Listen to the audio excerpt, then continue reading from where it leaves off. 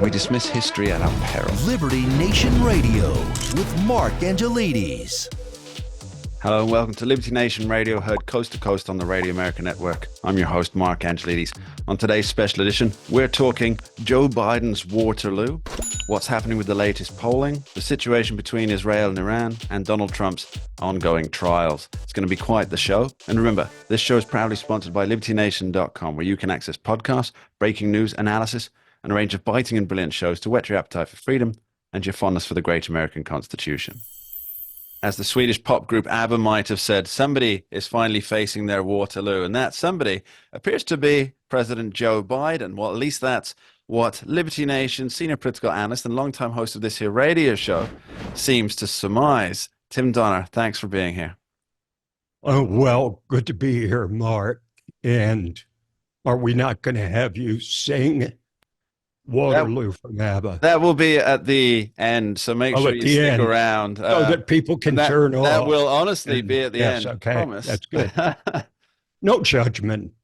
So, Tim, you wrote a fantastic piece on the pages of LibertyNation.com asking whether the Israel conflict will be Joe Biden's Waterloo, and it was a very fiery piece that I was thrilled to read. I really felt it hit every element of political analysis that and really helped shape a few ideas that were unformed in my mind. So I do recommend that everybody goes and reads that. But could you give us a brief outline of why you think this moment in time might be Joe Biden's Waterloo as opposed to all the other potentials? Well, I will admit that writing about, hearing about, thinking about progressives tends to by itself raise my blood pressure. That said, people will say, I think, look, there's so many things that are basic, like the economy, like the border, which is now in crisis, even by the admission of Alejandro Mayorkas, the DHS secretary. The crime continues unabated, and now you've added a layer of migrant crime on top of it from people who have nowhere to go, nothing to do, and nothing to lose. So you might say, well, why then is Israel the potential Waterloo for Joe Biden? And the answer is because unlike these other things where he can use the power of the presidency to maneuver, to spin, to reverse public perception, and do many things that the power of the presidency, executive actions and decisions that elevate your ability to correct the situation beyond that of a challenger. There's things he can do on the domestic front to try and make things seem better, but he has lost control of the most frightening conflict on the globe. And it's not that Russia and Ukraine aren't tied in to this Middle Eastern war. It's clear that Joe Biden scares nobody, and nobody fears him. You see the boldness. Afghanistan is now a breeding ground for terrorists again. We see that Ukraine and Russia are in a war of attrition. And in the Middle East, he did the right thing. Joe Biden did it first by saying that he would offer unwavering support to Israel. But then, of course, just like the rest of his presidency, when he received pressure from his far left flank, he began to waver, and he's been wavering ever since. And the best example is him criticizing, attacking Israel for its accidental killing of aid workers, for which they apologized and which they recognized and admitted immediately, while he says nothing about the ongoing atrocities of Hamas and just the state of life in the Gaza Strip, thanks to the leadership of Hamas. So what he's done now, and I put it in the starkest terms, he has now infuriated two critical groups for the Democrats, Jews and Jew haters, both of whom are fully dissatisfied with a conflict that, let's face it, Mark, shows no end in sight, and which is a tinderbox and that match has been struck. It just hasn't been thrown into the tinderbox yet. But Joe Biden has lost all semblance of control in the Middle East. And this could well be his Waterloo because it looks like war from every angle you look. I think you might be right there, Tim. I mean, there's there's never a 0% chance of a conflict that engulfs pretty much everybody, every major nation. That there's never a 0% chance of that. But under Joe Biden's watch, that percentage has grown from rather infinitesimal on a day-to-day basis to something that is almost I hate to use the term clear and present danger, but it's there. It's growing in its size and its scope, uh, and its likelihood of an escalation to a point where, well, let's be fair, like pretty much every country in the Western world would have some involvement there. Unfortunately, and Yes. that's a multi-generational travesty on Yes, it is.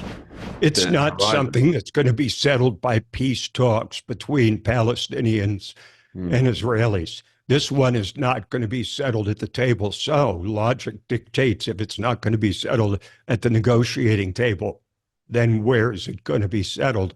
And it's on the battlefield. yeah. And Joe Biden, if he had stuck with his pro-Israeli stance, he might be higher than the 33% approval he has now on his Mm. handling of the war in Israel. So I think this is something he has lost complete control of, and at least domestically has a chance to make some moves that can, put a bonnet on a warthog, so to speak, but not in the Middle East, and apparently not in Ukraine and Russia either.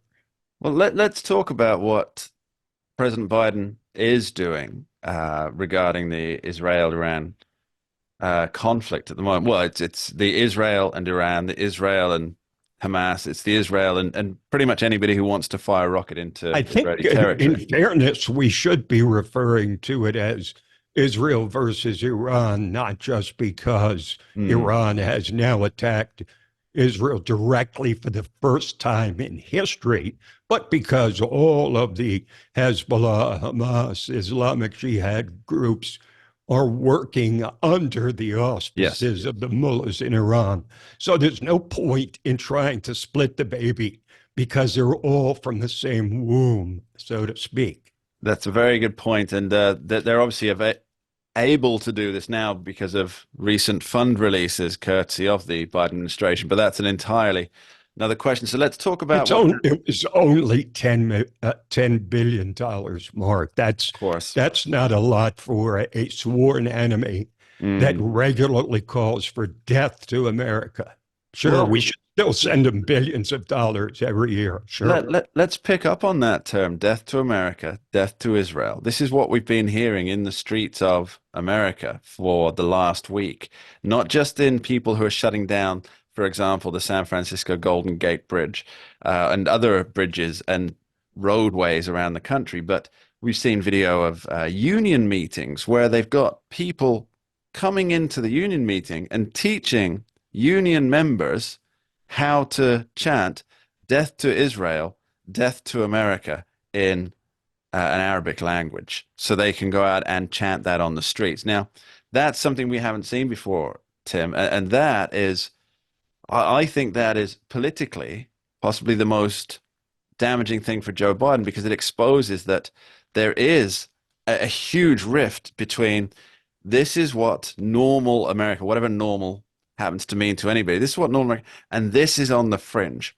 And if Joe Biden can't bring himself to say that fringe, they're nothing to do with me or my party, that's going to hurt him, as it rightly But should if he can't do it. because he's refused to do that now, he's going to take the hit on this insane strategy. Mm, I mean, forget even the people involved in this who are so twisted and deranged, and I don't know, maybe they're all spoiled brats who have nothing better to do, trust fund babies. I don't know. We don't have enough mm. on them. Mark, now because a lot of them wear masks, Yep. not for COVID, but so nobody can recognize them. But I put it this way in my article. It's difficult to decide which is the most ridiculous. This idea of these dregs of society, their willingness of these mindless radicals to disrupt travel and commerce, or is it the local governments paralyzed by wokeness to the degree they won't shut this down? Or is it the strategy that by disrupting or ruining the days of thousands of people, they're going to get more devotees to their cause? You see, when someone gets caught in a traffic jam like this and it's caused by a protest, those people will tell their husband, their wife, their coworkers, their friends, their relatives. They're going to tell them the story. And all of those people are now going to be less inclined to vote for the party that allows this to happen. It's an insane and grossly ineffective strategy. But it's all because Joe Biden is so weak that he cannot stand up to the progressive fringe, far left, culturally Marxist, socialist fringe of his party. Tim Donald will be right back with you after this short break, talking what those fringe numbers mean. Don't go anywhere. We dismiss history at our peril. Liberty Nation Radio with Mark Angelides.